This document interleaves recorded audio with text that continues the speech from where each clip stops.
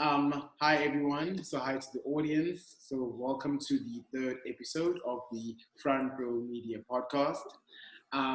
Like today, it's kind of like a special one for me and for the team purely because we have someone a guest who's actually younger than me, and firstly, and I think B, someone who I've really just wanted to pick their brain in terms of kind of like just their thoughts on a lot of current things in the fashion industry and also like the work they're doing right now.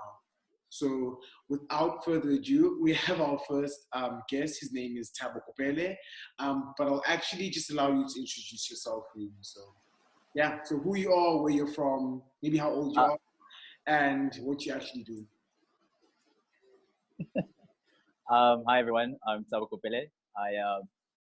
I'm 22 years old, turning 23 this year. I am a fashion designer based in Joburg. I was a recent finalist for the scouting menswear competition. So I got scouted for a menswear competition by SA Fashion Week a year ago, and yeah, I'm doing a few things this year that I just can't say at. Yeah, sorry, the connection I think just like went there a bit. Um, but I was saying Okay. a few things that we're probably going to get into in like the actual episode. So maybe to keep that in the back burner, let maybe start. Like I think for me especially, like purely off of interest. So you're from the Val, right? Yeah. So I'm from the Eastern Cape. Yes. I don't know much about the Val, and I think probably our audience and listeners as well. So maybe just speak to us a bit about that, like where you're from and how like the fashion interest like came about. So I'm from a very small town south of Johannesburg.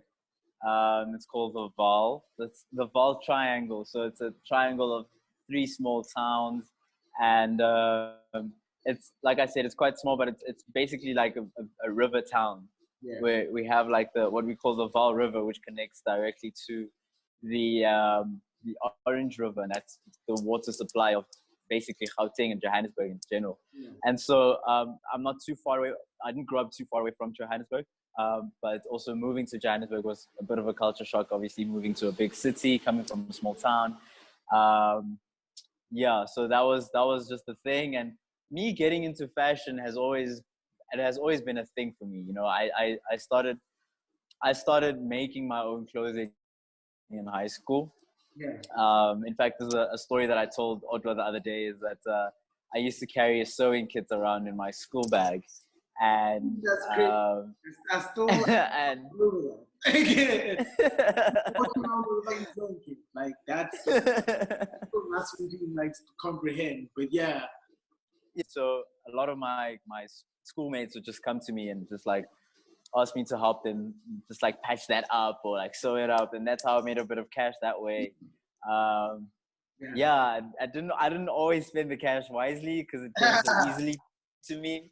But yeah, no, it was definitely something I've had with me From or the within me for quite some time, from when I was in grade 4, and I said that I wanted to go with the sewing kids, and then I got in trouble, so the the yeah. teacher sent me to the principal's office for having sharp objects at school because I was 10 years old with a bunch of needles and like scissors and stuff, and then they called my mom. Kind of makes sense. I'd also be like, why What are you doing with all these things? exactly? Like we're playing soccer, yo, so good with you. So yeah, that was just the situation with me. Yeah, but one that I had forgotten, one that I didn't think that much of, just brought it up the other day. So yeah, So I think let's get into the fashion element of yeah. things. Like now I'm assuming then from like the ball, like how did you actually like get into fashion? So this would maybe primarily maybe speak about the period of time where you realized that okay, cool, I want to study fashion design and the active steps which you took to actually get into which is because you went to Lysol. So kind of like what does that Yes. what is that? Basically, like, Wazoo still is a subculture called the Scotanes. It's primarily around the Gauteng region. There was a lot of that happening, you know, and it hits the Vaal, I think, heavily, like very, very heavily.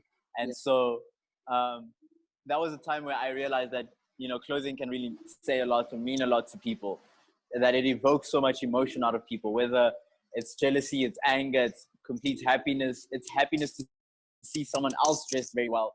I think that's when I realized that, okay, it's a noteworthy profession. And so that was like basically where it started. From there, it went into skating, where, you know, skatewear was like a very teenage thing. You know, I don't want to say it's a very teenage thing, but more teenagers are prone to be drawn to skating and skatewear and all of that. And that's exactly what happened to me. Yeah. With fashion. It was less about sports, trying to use athleisure in a luxurious manner. And now it's more about using workwear in a sporty manner, which was also a bit of a, you know, it was quite a crazy, like, juxtaposing Yeah. topic to like think about. Yeah. From there was just also just the elements, like I told you, of me sewing for my friends at school and all of that. And then that's when Lysoft came to our school to present Yeah. Offering. their prospectus. It's a prospectus, I think it is. Yeah. Uh, that's basically when they came to present it. And then one of my teachers spoke to my principal about this. And I was deputy head boy at the time at school. And the principal walked straight to me. He's like, I have the perfect... This is one kid that I think is good enough to go to your school. That's when I started speaking to the representatives from Lysoft. And yeah, from there, we just started applying, and then they accepted me. And then I had to do like an aptitude test. And that was, I think, my first time in the north of Joburg, because I went there by myself to go do this aptitude test. And then a couple of weeks later, I got a confirmation that I got accepted into Lysoft. And that was me basically just stepping into this profession. But the build up to that also was me making my own clothing during the weekend. So I'd go to a cousin of mine who was taught by my grandmother. Most of them exile in Lesotho, and so a lot of my cousins were born in Lesotho. And so my cousin, she's a lot older than me. She started work when her first like work experience. She started working in the factories in Lesotho. And in fact, one of the factories she worked in was the Levi's factory that supplies South Africa. So, yeah. So then from there, she obviously moved to South Africa when the whole family moved back. And yeah, that was one person that I thought is the correct person to talk to, that she would take my dream seriously. Because it was also like being, I'd say, a straight boy, you know, from a black family, and you say you want to do fashion, saying I'd say you're really not really serious about your life or whatever, you know, like they just don't take fashion so seriously, you know. So that was just the thing. Yeah, you know. So yeah, so then I used to spend my weekends there, and she basically taught me the basics of cutting and sewing, just from taking something from a pattern piece all the way to cutting it. But now, because she didn't get like a formalized manner of fashion, or like a formal education in fashion, she hand drew. She still like hand draws her patterns without measurements. Like she look at someone and then she knows how to like already do it. And I was on the path of like learning how to do that myself, when my dad was like, okay, whoa, maybe let's get you into a school that can teach you how to do this. Actually, you know, where there's like let's get you like the proper education. You know what I mean? Yeah. So because that was the situation. Yeah, but that's dope, because that comes with the support of, like, you know what I'm saying, like not just her, the support of him. And yes. So you've kind of painted the picture for me. So now we get to Lysoft, right? I mean, you're 22 now, so that actually wasn't too long ago, if we actually think so. Actually, no. Let's speak about it in years, because that's how I can attach time eras in fashion with that. So this is 2017. 2017 time when I went to Lysoft. Okay, cool. And then when you went to Lysoft, how long did you stay in Lysoft before you dropped out, right? And then like so what's the time? So I was there for a year, and then 2018 I was supposed to be doing my second year, and then that's when I was expelled because of my fees and all of that. Okay. And that's exactly the same time that I ended up going to Cape Town and spent, I don't know how long in Cape Town, a couple of months Okay, cool. out there. But to be honest, my introduction to Cape Town, or just the scene in Cape Town, was actually in 2017, when I was already getting suspended from classes because of fees. So before like the expulsion, because some people ask me, so they just out of the blue expelled you? No, it was a build-up. It was really just like, it's a build-up of, you get suspended. No, now you, as well. Like, now you can't be on the premises. Yeah. Exactly, so it was one of those situations. So in the period that I was being expelled in, I think that was my introduction to like the industry, the creative industry of South Africa, because exactly when that happened, Sia Beile from The Threaded Man had heard about this whole story about me getting kicked out and all of that. So his younger brother Anga was going through a similar situation, not exactly the same, but just a similar situation with the school.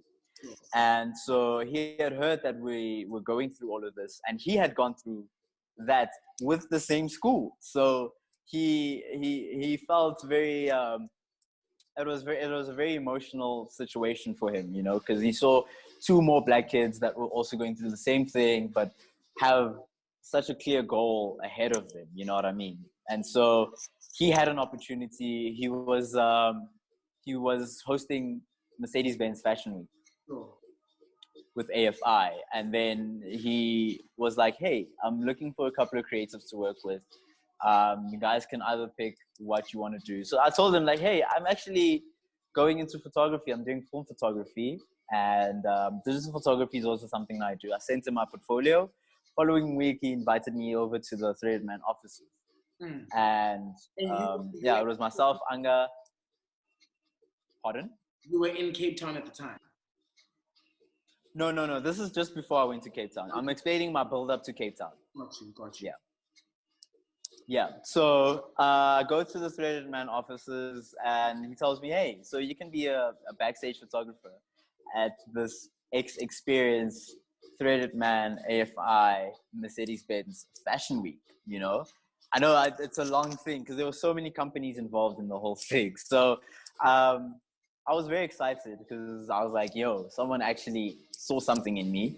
And it's not even something that I'm studying, but like I got an opportunity. So then that was me basically getting to know a lot of the designers that are already making waves, for Sansa from Unicorns.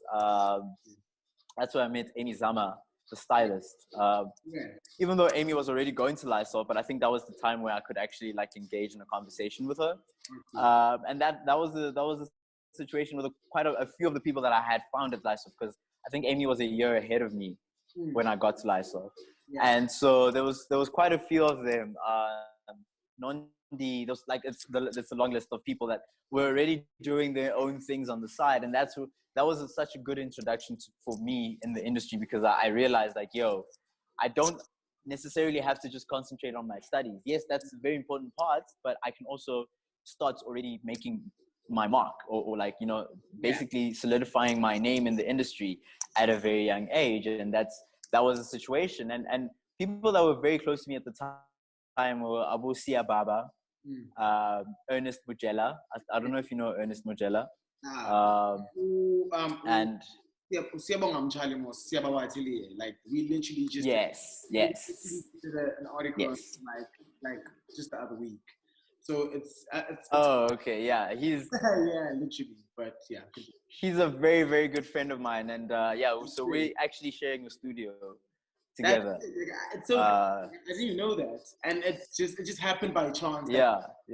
Work like on focusing on his brand, and then now it's essentially like you like oh, it's crazy.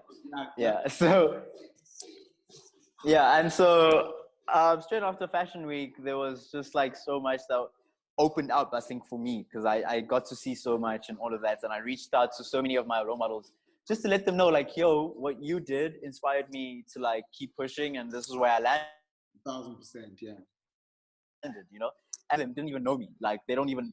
I was just the kid that hit them up on social media, And one of these people was Matt Keezer from Soul. yeah, okay, cool, sure. And so that was me basically making a meeting with Matt Keyser, someone that I've looked up to for years, 100%.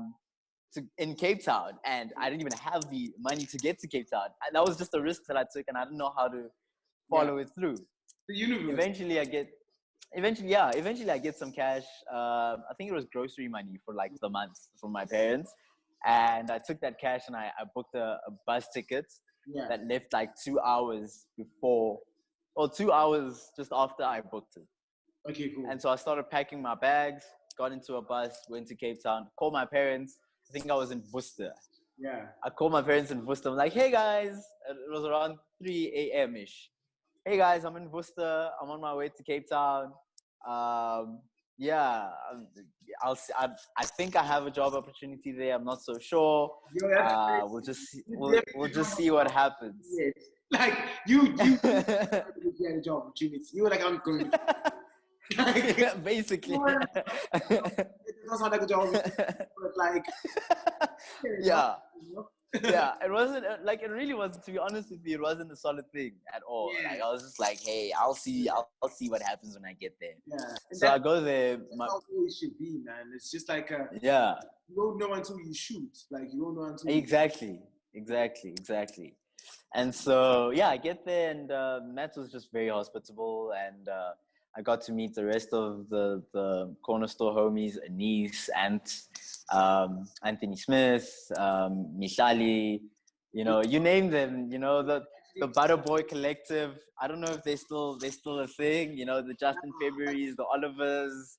For me, man, all it's so crazy purely because like that period of fashion is kind of like one of the first movements which inspired me locally. Like that actually felt like a tangible like attachment, even though like or anything. Like it's one of the first collective where I was like, fuck, they're cool. Like, exactly. And they're in Cape Town. So exactly. It's crazy like when I think when I got here in Cape Town, which was like beginning of 2018, that's when corner store wasn't a thing anymore. So I only got to experience like, let's say like a soul like when it was like more independent from like, like on Orphan Street and all. Exactly, Orphan Street, exactly, or like but I definitely hear you, and I think that it segues well into the next bit, like the next question which I kind of had, and that's more about.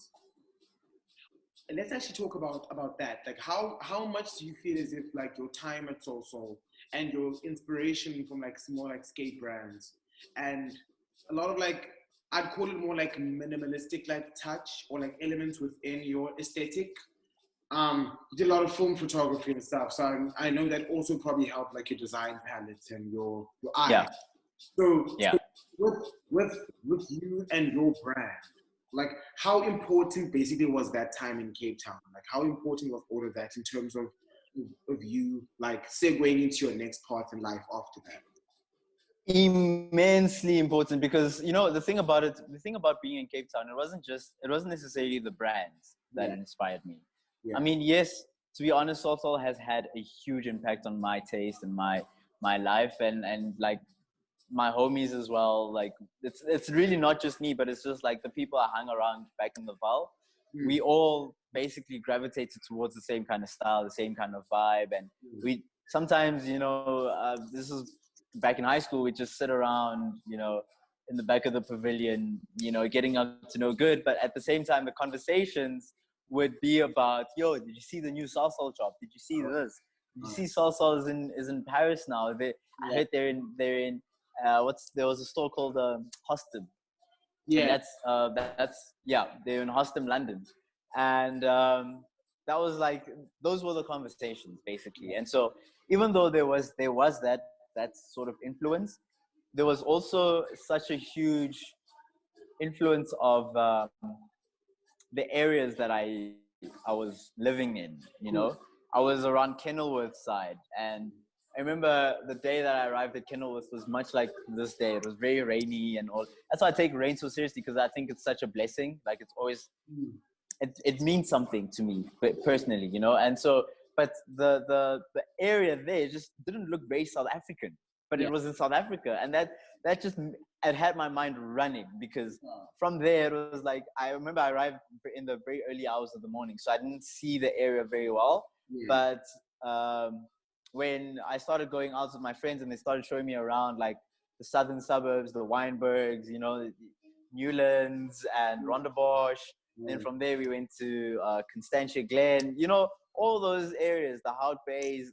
Okay, that's a different topic altogether. But all those areas didn't really feel very South African, but they were so South African at the same time, if that makes any kind of sense, you know. And that really had my mind running. I don't want to lie. It also speaks so much into like how I like the places that I do in Joburg, the Rosebanks, the Norwoods, the Parkwood, the Park Views, because they remind me so much of Cape Town. It was more the environment, just the area itself was just like so much. It had such an inspiration to me. Like you don't have to necessarily always be obviously African for you to be African, if that makes sense. You know what I mean? So that's basically just what had my. It purely ties into subculture, really. I feel like definitely. It ties into what we're inspired by. We're inspired by what we see. Yes. Like, you know, places we want to go to. So like being able to recreate those places in like an actual place. I mean, that's why we kind of yearn traveling, I believe, and stuff. Yeah. So, and for me, it definitely like resonates, dude. Like the travel element, the fact that you essentially look at so many different subcultures to eventually form your own brand identity. Like it all like, resonates, makes sense. So now I want to understand, and how does it go from? How do you go then back to from Cape Town, which you know did so much for you creatively and sparked you, back to Joburg again? Yeah. How does that work?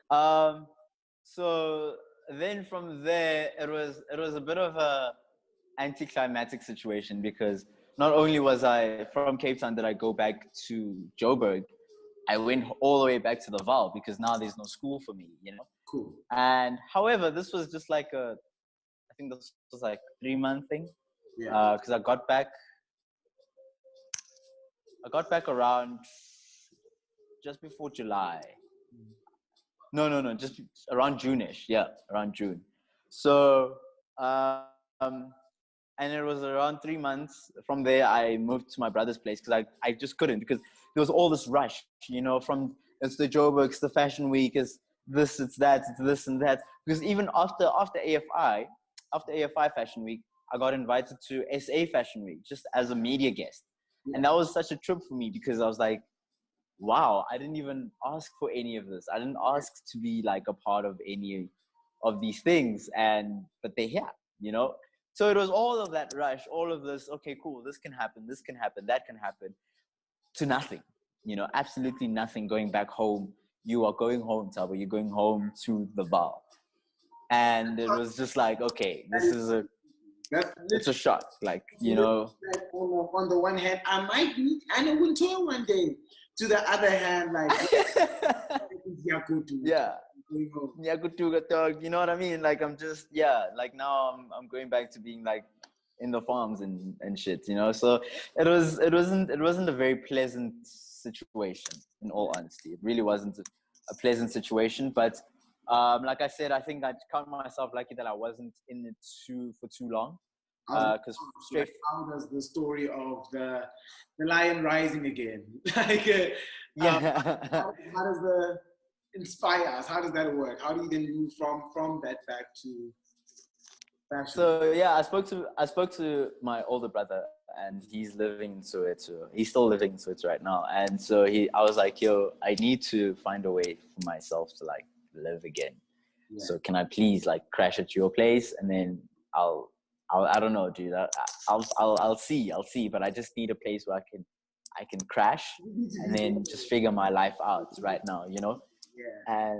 Yeah. And so that's when I started applying to Lysof again. Now, but this time, because so much had already happened since the last time I'd spoken to them, I actually had a portfolio, and at that time I'd already started my brand. You know. You are hot now. You ready? Yeah. You you like, know, I was, you know, and I think something that gave me so much confidence was that between 10 and 5 had written up an article about me, and I yeah, was very, very excited. Like, yo, this is my first ever, this is my first time trying this thing, and yeah, already like a major local magazine is like writing up articles down, oh, yeah. and it was like such a it fueled me. It really fueled me, and so I synced all of these. And we're kind of there right now because we got like a bubblegum club feature, and I get the exact feeling because it's like the fuck, like yo, like this is Yeah, crazy, right? Like it yeah, you know what I mean. Like actually it gives you that motivation to keep pushing, to grabs keep going. You know what I mean? yeah, Yeah. So it also gives you. I think personally, I think it also gives you like the thing you go to. You can actually you do it. Whatever you want to do, just do it. Like if you have an idea, go for it, because someone out there is going to gravitate or relate to this whole thing that you're saying. And yeah, so that's basically that. And so I sent all of this to Lysoft, sent my application in, and I along with that I also started sending like job applications to a lot of designers that I knew from Lysoft and that were already like making moves. I think I sent an application to Tebe yeah. at the time, Who was nice? and he was. Who was like, you know what? Like I like you. Like let's work. So Tebe actually got back to me and said, "Yo, I would like to work with you, but I think you need a few more skills for us to actually work, because he needed like a bit of a right hand man kind of situation. You know what I mean? And I don't think I was well, because all I had was like first year experience. Gotcha. So that was just Right that. And now, we had a lot of skills already, basically, like skills. yeah, you know what I mean? And so like they didn't have a problem. A lot of them actually didn't have a problem with me not having finished school, and because most of them, like I said, were already from Lysoft, and they knew from some of their friends even that had dropped out because of fees and all of that. So it wasn't the chat that was completely foreign to them or anything like that. So it was not a very horrible experience, or no one was mean to me in that sense. It's just I also understood at the time that I needed to know more, like what I knew at the time and what I know now. Even I could like just look back and be like, yeah, no, like More. I needed to know more. I really needed to know more, and so It's like you were exceptionally young here, like, and that's the one thing that I think maybe yeah, I'll even say, because we speak about it now in relative terms. Weren't you yeah. 20 years? You weren't even 20 yet. I was 19. I was Yeah, around 19, yeah. 18, So 18, 19, somewhere there. Yeah. we had a lot of So time. yeah, exactly. And I think that's what all of them were also trying to say, like, yo, there's still quite a lot for you to learn, not just like technically in skills, but also just your mental creativity and all of that. Just like it needs to stay in there and brew a bit more, maybe, you know. That's what they all saw. That's another thing, you know. So yeah, so from there, that's when I became close friends with one of my now friends who's a photographer. His name is Offense Sorobate. He's Photo Offense, Yeah. the photographer. And a lot of my ideas I bounced off of him, because right now he's actually a strategist at MC Sachi and Able, and he's dealing with a lot of brands and ads, and like in a lot of these Nando's ads, Standard Bank ads, and all of that. So he's pardon. He works for Nando's. He's definitely good at his job, like 100%. Yeah. Yeah. So although at the time he only just finished his degree in film direction, film and TV direction. So he just qualified as like a solid director for ads and all of that, but he also didn't have much experience. So he wanted to build up his own portfolio and do his thing, basically. And so yeah, that's how we both basically just started working together. And we were just like, yeah, no, you know what? Let's just do this, bro. Like I told him like, I don't have any money. Yeah. And he's like, yeah, I also don't have any money. Perfect. I'm just doing, like, let's do this, So yeah, I remember at the time he just gotten a new camera, a 60 Mark II Canon. And I'm sorry, I'm quite an enthusiast. So cameras for me are like just such a I'm into feel factor. film photography. So I was about to ask, Oh. at that time, like, were you shooting on film or were you shooting digitally when you and him It were? was it was digitally because he's also from the Val, you know. So and he went to AVDA, and so we both had an experience of just what life could be like Yeah. outside of the Val. And I think there was no one else that we could really relate to that was still at home, because he had just, like I said, he'd just gotten his degree, so he moved back home, and it was just like another one of those things. Am I gonna do my honors? Am I gonna do any post grad courses, or am I gonna go look for a job? So he was just in that transitional space, and I was just trying to make it out of the vault again. So Reminds you like it's like the Great Gatsby dream. Like it's like yes, how we're doing that yeah. Gatsby. Okay, cool. We gotta get out of here, dude. We have to. We've got to get, like, what do we do? What do we do? So that was the situation, and then so from there it's just like we started working with my friend Ned. They just moved to Joburg. Pardon? You guys were working with my friend Ned. You said. Yes, yes, yes. So we were basically just making shoots and like portraits and stuff for new models that didn't have any. Sorry about that. So basically, we were helping them make their portfolios and all of that. You know, so some of them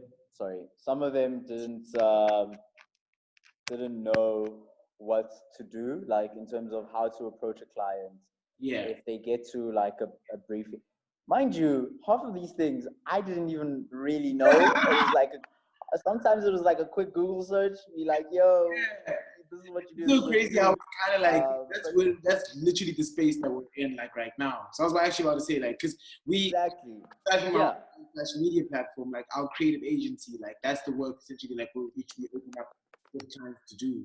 Like exactly. So that was the thing. It's like we were just like basically just helping them. Just not that. Also, this was because the bookers at my friend Ned believe that it's sometimes easier for someone to understand a creative that's already in the industry and or has done a couple of shoots and has some sort of idea of what the industry is like, how raw it could be, how really mean and cruel people could be in the industry.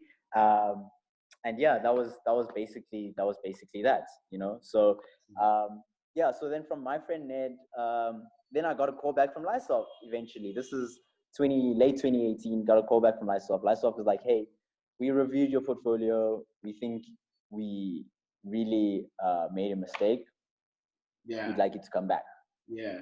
And I was very excited. You know, I called my parents and they were also very excited about this. 2019, I went back to Lysop to further my studies. And yeah, that's basically... Sorry, I just need to... No stress, no stress. But I said when you went back to Lysop now, you said they gave you a scholarship, right? They did. They gave me, it was what they call the probationary scholarship. They checked my performance for 3 months to see if I did well. And so half of the things that I had to do, the assignments and all of that in that probationary 3-month situation, were things that I had done already, not at Lysop, but just on the field, you know. And so things were already, you know, and because I already had a brand, like literally, you know what I mean? Yeah. So I remember some of my classmates at the time was just like, dude, what's wrong with you? Because so I'd sometimes I'd be like late, like 20 minutes late for a class. So our classes are, especially our garments classes, would be like a good 6 hours, 5 to 6 hour class. Yeah. And I'd be like 20 minutes late, and then within like 30 to 40 minutes, I'm out. Yeah. So like that's basically meaning that I'm done sewing, I'm done with it. And people are like, yo, this nigga was late. And he's done, you know what I mean? So that was like... That's the thing, yeah. Yeah, so that was just like, yeah, it was like, whoa, dude, who are you? What's going on with you? So that's when they started knowing a bit more about me, and I started collaborating with a few of my classmates, just like in terms of shoots, and some of them being like models and all of that, because I think most of them also wanted that little... I don't want to say it's a push, you know, but just like, yo, what can I expect? What am I getting myself into? Do I even know what I'm... Do I even know what I'm getting myself into type of thing? And so that's basically the same situation I had, for people like Bosia Beile to let me into their spaces. Got you. And it's also just like, I started encouraging quite a lot of them to attend like first Thursdays and all of that, because I was like, yo guys, we really you need to be on this. You need to know your industry, you need to start talking to people, knowing people. Connect, bro. You need to talk to people. All of that, you know what I mean? Yeah. And so I personally learned about First Thursdays through like galleries. Like I used to go to a lot of galleries, not because I heard going to galleries was the shit, but because back when I was in high school, going to galleries was like a nerdy thing to do. You know what I mean? Like it was like, ew, why would you go there, dog? Like you're 16. Why are you going to a gallery? You know what I mean? So that was just the thing with me. Like it was always just my thing. And I found out like, yo, this is exactly what you need to like get to know people in your industry. So for me, it was like I remember I said there was such a snowball effect. One thing led to the next and the next and the next. So now so how does, so you graduate from Lysol or you finish it? No. So the thing about it is this was supposed to be my last year. Yeah. And I've had issues again with the school, with what I was expected to do, the things that I didn't necessarily want to do. Yeah. On top of that, things on my business end, my business side of life, have progressed to a point that what I needed from the school, I think I got technically, skillfully, I got from the school. I got the mindset that I need to follow. And a lot of the people that were my lecturers, my mentors at the school had already left as well. So it wasn't necessarily the most comfortable of places. I am very thankful to the school. Don't get me wrong. I'm very thankful to what they have offered me, but I felt like my relationship with them had come to an end. It had to come to an end. And I think my last collection, that was I treated that as my graduation collection. A lot of the people at school stress a lot about their graduation collection, but I treated that as my graduation collection going into Fashion Week. Just learning about the press and all of that, and being known a bit more by the press as well. So yeah. Honestly, like even from like a personal perspective, and it's rare that I not even really say this, but like you actually are like, you really inspire me, dude. Like, and it's like it's inspirational purely because I just feel. Thank you so much. Yeah, like especially when I go back in time, I wish like I had like the bravery to do a lot of the things like in a very like similar vein. Like having those exact same feelings, like it's like, why do I have to do this? Like my brand is here. Like it's that's what learning is. You take essentially like what you're there for, but you need to progress. You need to apply that. You need to get better. So if that happens at a pace, then like it means I have to go ahead and accelerate pace. Like and I think it's very inspirational, not only to me, but to a lot of young people also out there, purely because like the age and the generation that we're in right now is of people who are just saying fuck it and doing it themselves. Like people who are saying, I don't need a university qualification necessarily. I'm not saying don't get educated. Do, definitely. But like, exactly, yeah. People who are kind of like also taking that and seeing, okay, cool, how, in what other ways can I also get educated?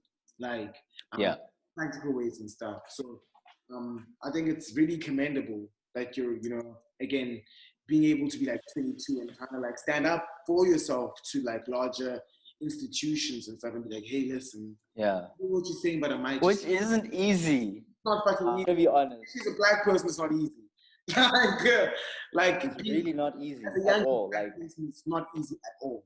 And trust me, I know. Yeah.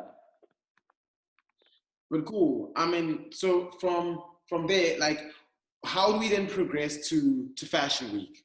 Because I think that's the one exciting bit that I wanted to maybe spend just a bit of time just maybe chatting about before we end off. Like, so to Fashion Week. Sorry about that. So getting to Fashion Week was also another just like leap of faith kind of situation. It was myself and Sia Baba deciding that we're just gonna start casting ourselves out there. We had heard that I think it was 21 steps to fashion with Edcon. That applications for that were open. That was like an internship at Edcon or something like that.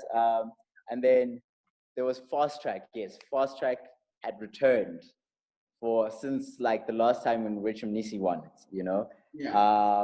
And so that's been one of Sia's dreams, is to like be selected for Fast Track. Honestly, I wanted to be in fashion. My Googles, the people that I looked up to, the Lukanyum Dingy, like I've always I remember that I'm going to Fashion Week was that Lukanyum Dingy is going to be backstage, and I was like, yo, I'm gonna get to share backstage with Lukanyum, you know.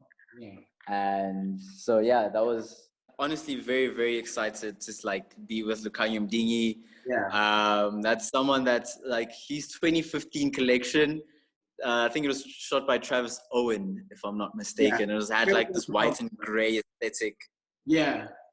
That was absolutely beautiful, and that's someone that I've always like just wanted to talk to. But that's that was like my just excitement for Fashion Week. But I basically applied, and I didn't even have a phone at the time. I had these like 100 rand phones. And they announced the finalist on WhatsApp. So everyone that was basically a finalist had responded to the WhatsApp message. I didn't respond. And so so I get called by Zanda from Fashion Week. She calls me, hey Thabo, do you have a phone? I was like, no, I actually don't have a phone. My phone fell earlier. It was literally in that week that we were supposed to know the results. My phone had fallen, and I needed to get a new screen. And so she's like, so you actually got selected.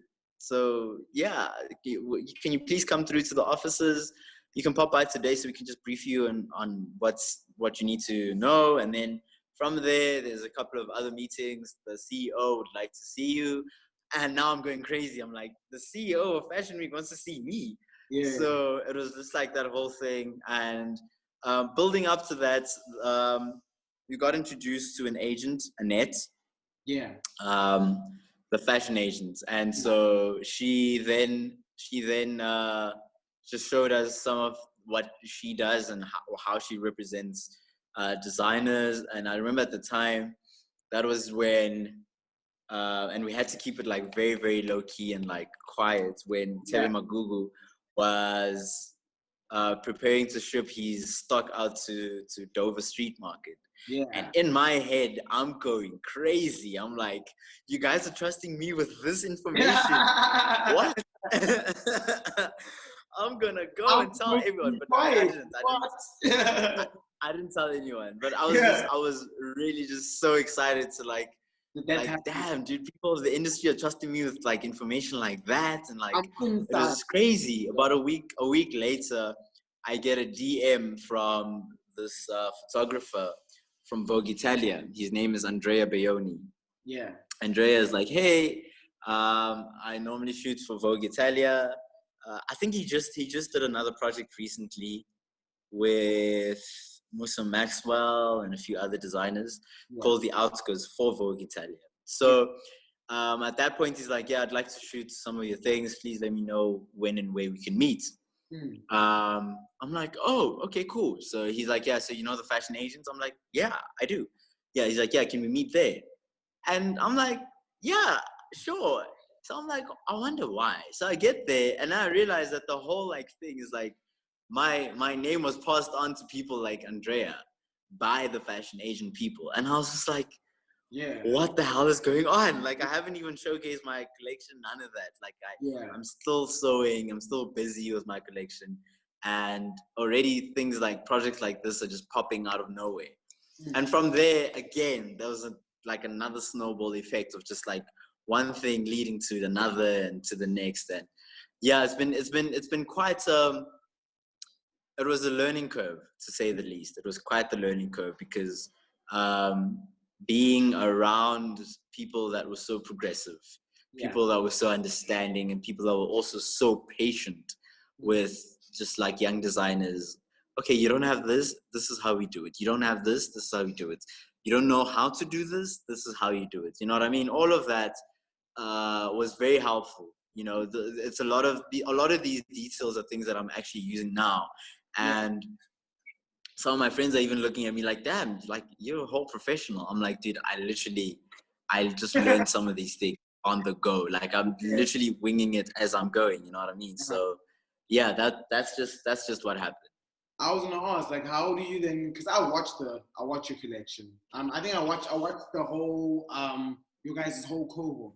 So your whole collection, Google's, Samke, Xavier Saden, House of Lucent, I think it was as well. I think it was also correct. Art School was just after us. Oh, Art School showed after us. Yeah.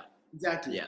But essentially, so I was super impressed. I was actually super impressed by like by everyone. Like, and I feel as if it's super exciting. Just like, I don't know, it's because you guys all seem like you were close as well. Like, because I saw like how you guys are handling the press and the media before that, because they're like showing it's upcoming and like the selling of the tickets and stuff. And throughout everything, it just felt as if you guys were all being propelled together into this new space. And very much like you were supportive and collaborative, etc. So how do you feel about your collection, like, and also like how do you feel about like just your cohort collections? And like I asked Michael if asking whose his favorite collection was, but I'll put you on the spot. Like if you had to, let me not say your favorite, but like out of everyone, whose one like maybe would you say struck like a real chord like with so some kilos one was like the first one that like hit me, because we both share a minimal aesthetic, and just like an understanding, we in a way have a similar approach to how we look at fashion and how we reinterpret fashion in our own ways. Our color palettes were actually very, very similar also, I might add. But someone who's like, in terms of technique, that I really, really, really like was drawn to was Gugu. Gugu Peteni, like when I heard some like how she mixed mohair and denim fibers to make the sweaters, I was like, yo, like I'm not gonna lie, like the way I was following like just the whole fashion week was your guys' cohort in the competition, and everyone else is like in the different like buckets and stuff. I think the Kanye's in those collections was in the, I forgot what they called, diamond fiber collections. Diamond fiber, yes. So that's Abo Lucanio and Musta Maxwell, Exactly. So I watched everyone's collections in their own buckets and also like as an entirety. And I can certainly like Google's collection was definitely up there as one of my favorites. Like, I really fuck with the accessories. Yes. How she just, like, it's just, mohair. I'm just going crazy over like how she went into such depth in terms of her sustainability like roots. Michaela's methods were also like so like wild, because I was just like, yo, this is crazy, because she didn't buy any fabrics. She just like asked for donations from all the designers.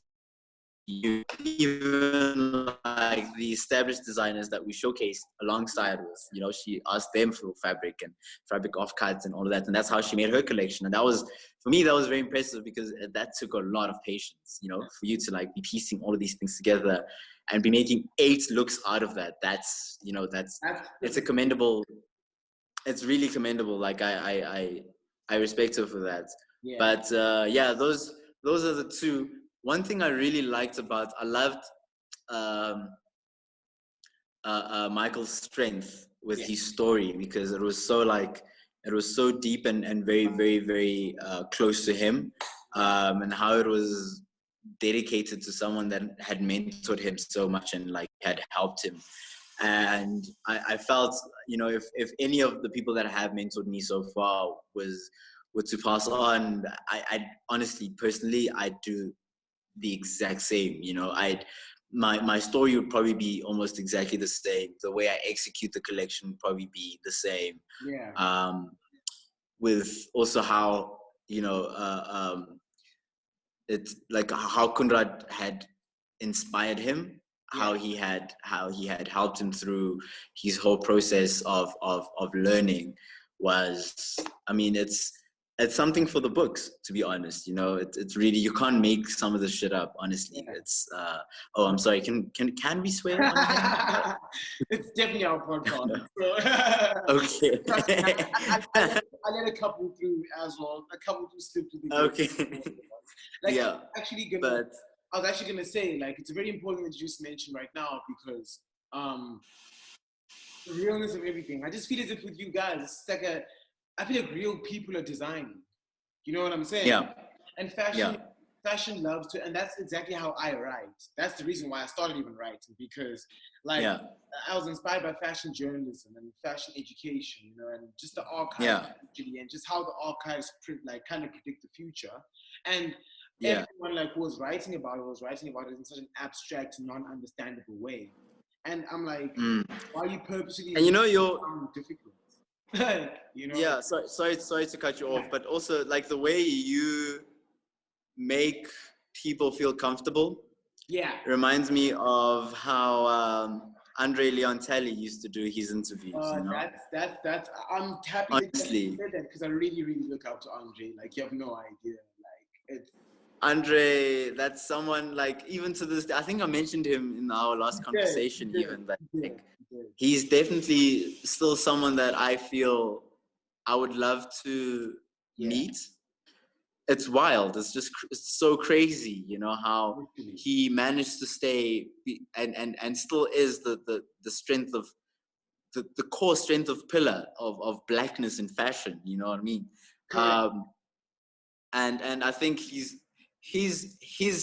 strength and his courage has opened so many doors for so many people. You know, now we have people like Ibrahim Kamara. Like, I mean, you know, those are some of. Like, it's so crazy. Like, cause we were even recently, like, we just had like a meeting and stuff with someone, just like, cause like off of the Bubblegum Club feature, you know almost how it is. It's like everyone's like, okay, cool.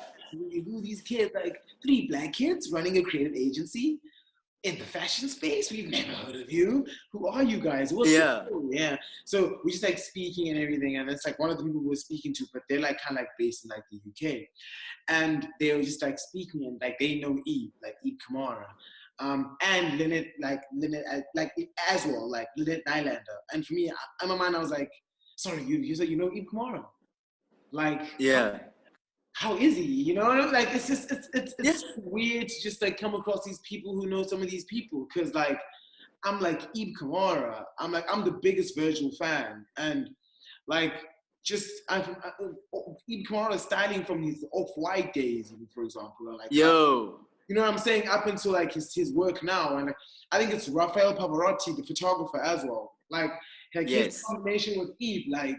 That's goated shit for me, you know what I'm saying? So she'd be like, yo, you speak to Lynette like Nylander, like that's crazy for me. So it's, I don't know, man, it's just so crazy how small like. Yeah, so it's also just like wild how I think as much as all of us push, we do eventually, like, we all have an end game. We all know who we'd like to eventually meet and all of that, and that's all good and well, but when some of these things actually happen, you just like, you get taken aback, like, whoa, this is actually happening, you know? I'm saying this because not so long ago, I was so excited that B Diamondhead was interacting with like some of my things, and I was like, it's B Diamondhead, you know what I mean? Like, I still haven't met her like in person, you know? I've seen her every now and then. Maybe I'd see her like across the streets, or I'd see her like at events and all. But I never have the courage to like walk up to me, like, "Hi, I'm Thabo," and all of that. So for her to have I know she recently like follows like the Front Row Media page. So hopefully like this gets through to her. She sees this and stuff, and she's like, you know, it does. So.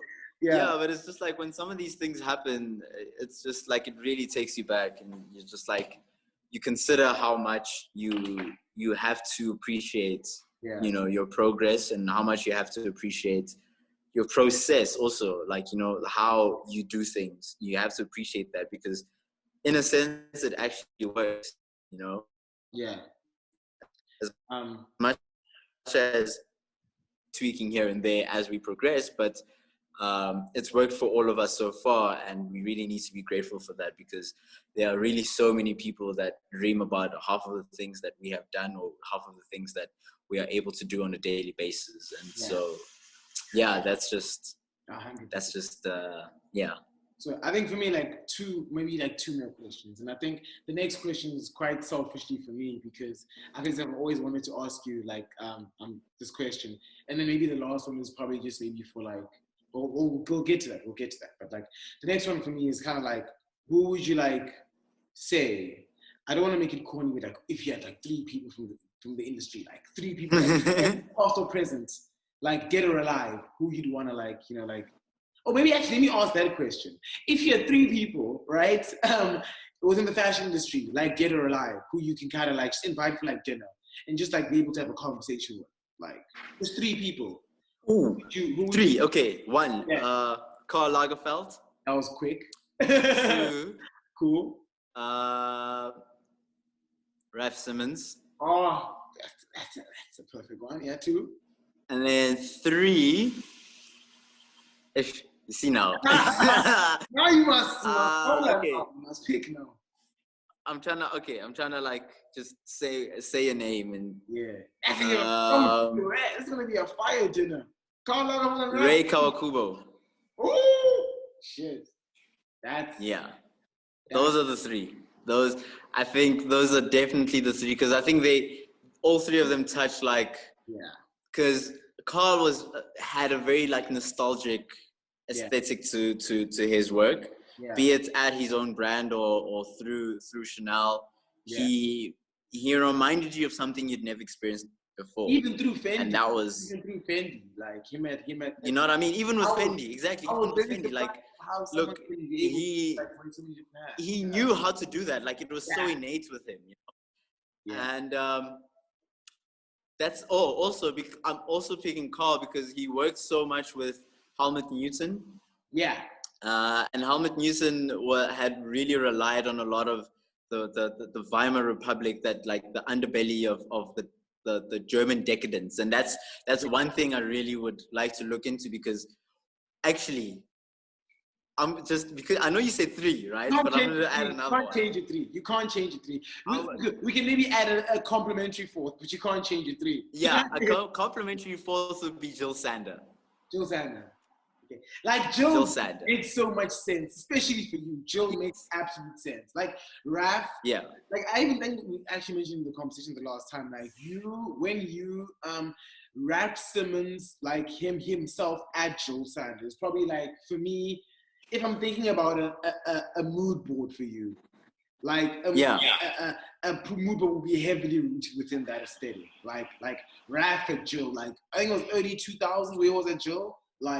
That was a very strong period, a super, super strong period. So Jill would definitely have that.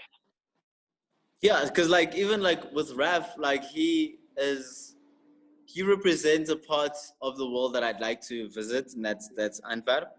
Yeah. 100%. Because the Antwerp 6 was an academy of art.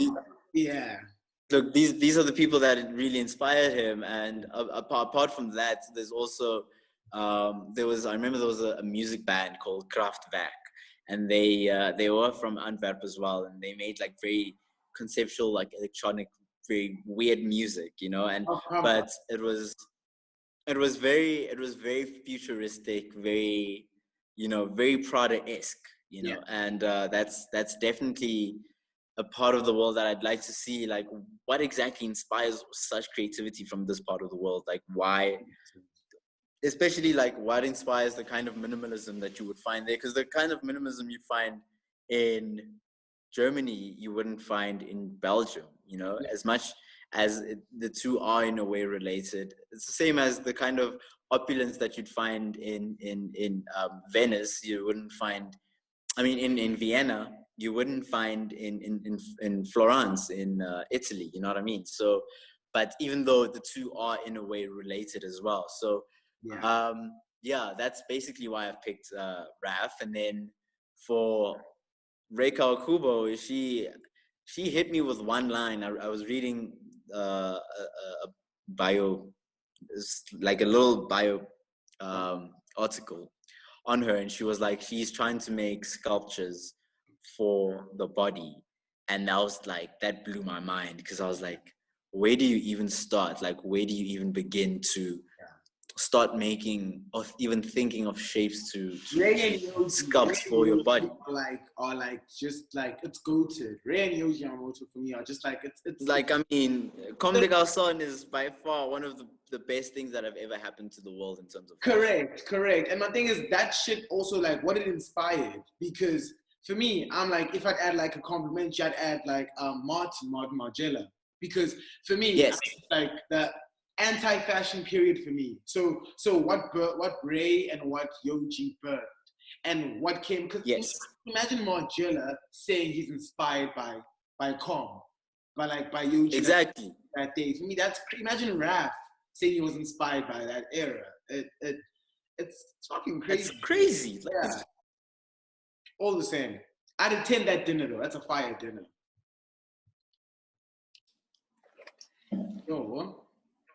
Yo, sorry about that again. Yeah, got your message. I actually mentioned before that about the rapping. Yeah, so essentially, like, now would be that's the last question, and that's essentially like more about just any advice. So you essentially being in the position you are right now and what you've learned over the years, as even being 22, I think it's kind of like your story represents a lot of like similarities with regards to a lot of youth which are up and coming, a lot of youth in fashion school being told to do this and to do that. So what would kind of like be just maybe like the one thing which you would have wanted to maybe tell yourself, maybe like any fashion student or someone who's essentially on the journey, but facing some form of difficulty in terms of actually getting to become a fashion designer? So one thing I'd say is to do your homework as much as possible. You can obviously do your own thing without having gone to school, but I don't think it's possible for you to do it uneducated. So get as educated as you possibly can. Know as much as you possibly can. Because even in the position that I'm at, I knew as much as I possibly could in the space that I was in, but I just entered a whole new space where some of the things that we even learned at school don't even apply anymore, to be honest. Some of the things that we learned at school are irrelevant because people have bypassed it. People that haven't even gone to fashion school, but have gone to school, but just not fashion school, but are in the fashion industry and are very well established in the fashion industry, have bypassed so many things that you can learn at school. This does not discourage you learning these things at school because you learned them for a reason. At some point in your life, you are definitely going to have to go back and be like, yo, I know this. This person doesn't know that, but I know it. You know what I mean? And you can actually implement all of these things. But yeah, I definitely, one thing I could say is like, know as much as possible. I don't, in the industry that we're in, especially in South Africa, the creative industry, ignorance really isn't bliss. You are a victim to what you don't know, you know, because someone else might know something, might not know how to do it, but they know what you don't know. And they can easily be at a much better advantage than you are. And it's not about them having been put on by so-and-so put on. So no, there's enough space for everyone to eat, definitely. But that being said, this doesn't mean that one should relax and be like, oh, so I'm grand, I'm okay, I'm not gonna need 1, 2, 3, 4, 5 or anything like that. So knowing as much as possible really, really helps. I would definitely recommend that. Got you. Perfect. So I think, first of all, like, dude, like, thank you so much for even availing yourself the time to do this. I know there were a lot of like connection issues and shit like that, but I think the outcome is essentially like much workable. And I feel as if there's so much value which lies within just what we've spoken about in this podcast. So thank you. Yeah. I wish you all your brand. This was a lot of fun. Yeah, I'm glad you enjoyed it. This, I'm glad you enjoyed it. Yeah, like, and I'm keen for people to see the outcome as well. You're doing amazing work. You inspire me. You inspire a lot of other kids out there. So I wish you all the best with Denise as well.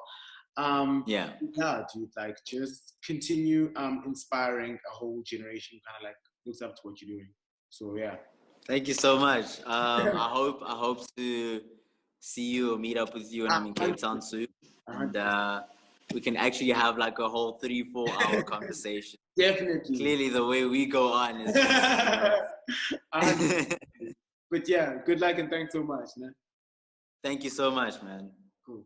Cheers.